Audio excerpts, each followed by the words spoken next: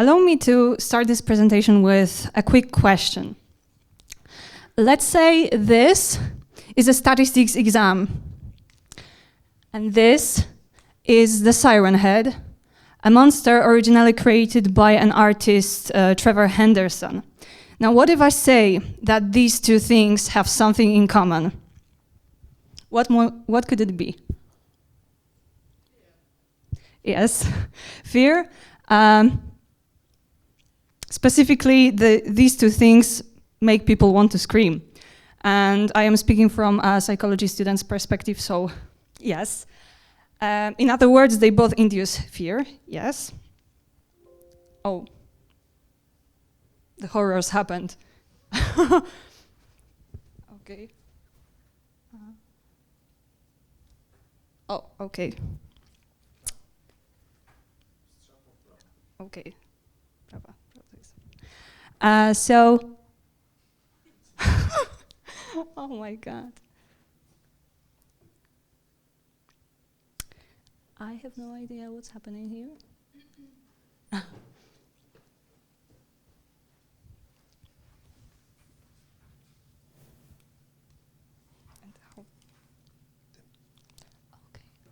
Okay.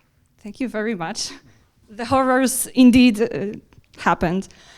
So today I am excited to tell you why we are thrilled to be scared, why people like horror or not, and what psychology can say about it. First, we need to know what horror actually is. So according to the clearest definition I've managed to find, horror is a genre which is specifically created to elicit fear consistently and deliberately, rather than sporadically or incidentally. It all started from literature, in fact. I think we all know about Mary Shelley's Frankenstein, for example, but today it includes movies, TV series, video games, other books, art, and also real-life experiences like, for example, haunted houses or escape rooms. It is a broad genre with many subtypes like gothic horror, occult, paranormal, psychological horror, monster movies, slasher films, etc. Now we can move to some neurobiological details of fear. In our central nervous system, we have a few important structures that are related to the phenomenon of fear. First and foremost, the amygdala is responsible for recognizing dangerous and behaviorally relevant information, and it's also related to fear conditioning. Next, frontal cortex generate the conscious experience of fear, like let's say a thought, I am afraid right now in this particular moment. It also coordinates complex avoidance and escape responses and inhibits amygdala activation. Now, this mechanism works great when the danger is not about to happen yet. However, when this danger becomes inevitable, the whole regulation kind of breaks apart. Next, our midbrain structures are responsible for immediate fight or flight response. Insula and somatosensory cortices. Somatosensory cortex is this blue area over there. Mediate corporal sensations in our bodies. And also a word or two about contextual knowledge. We may think that the context plays an essential role when it comes to fear response, and yes, this is true. Contextual knowledge, which is linked to the hippocampus, is important, but it seems that it doesn't really save us that much. Since fear is an evolutionary response, it occurs automatically and extremely quickly. So it is only partially suppressed by volition and contextual knowledge, unfortunately. Now that we know why and how we fear on a biological level, let's discuss why people actually like horror. According to Zielman and excitation transfer theory, we enjoy horror movies and other films as well because of the feeling of suspense. Suspense refers to the build-up of a threat. Then, when the threat is being resolved and we have a positive outcome, we feel relief, and this relief makes us feel satisfied with the movie. However, there is not much research supporting this theory, and we also know that there are many movies that do not end happily, and people still like them for some reason. So instead, it has been proposed that the arousal itself may be rewarding. According to this theory, just the act of watching a horror movie provides us with a thrill, regardless of the resolution. So we enjoy horror just because it thrills us. We are aware that not everybody likes horror, so it begs the question, who does like?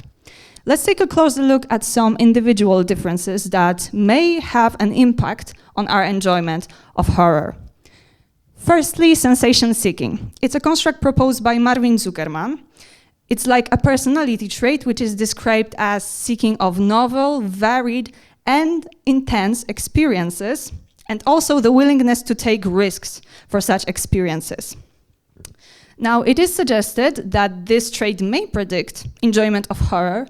However, this does not apply to men and women consistently. And about sex differences, we will talk a little later. But now we have empathy. And this trait is a tricky one, because in general, low empathy is associated with greater enjoyment of horror.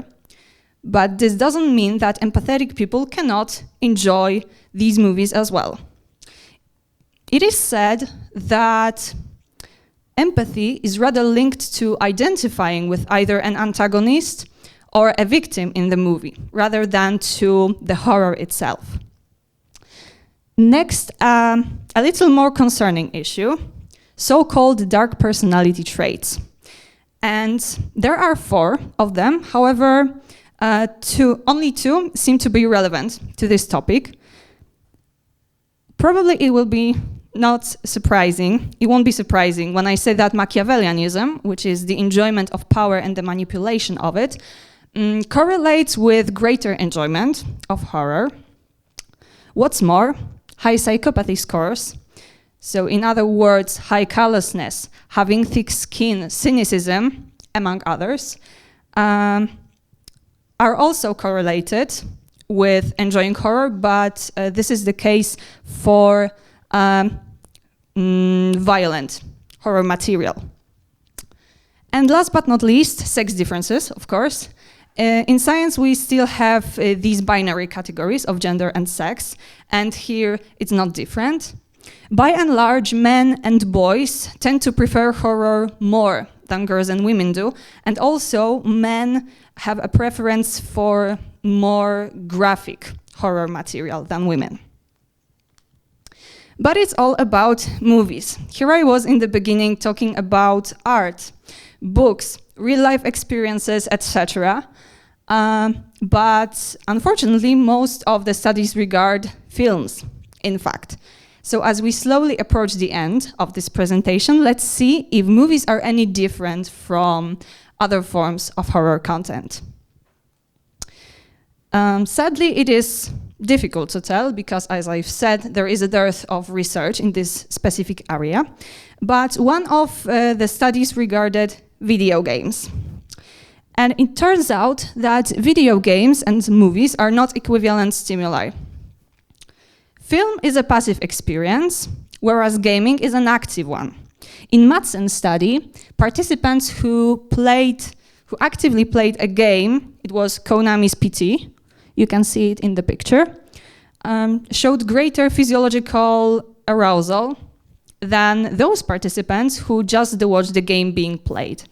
And when we think about it, it seems obvious that the engagement makes everything more thrilling. And this may explain why, for example, haunted houses or escape rooms are so compelling for some people and, on the other hand, are too much to handle for other people.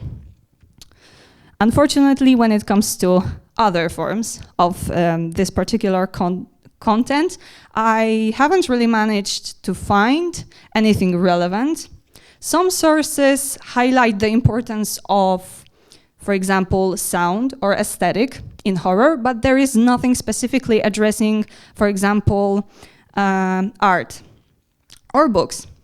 I would make maybe a bold hypothesis that the arousal may be of the same kind, but is just less intensive since, for example, books are less visual and they require working with our imagination more.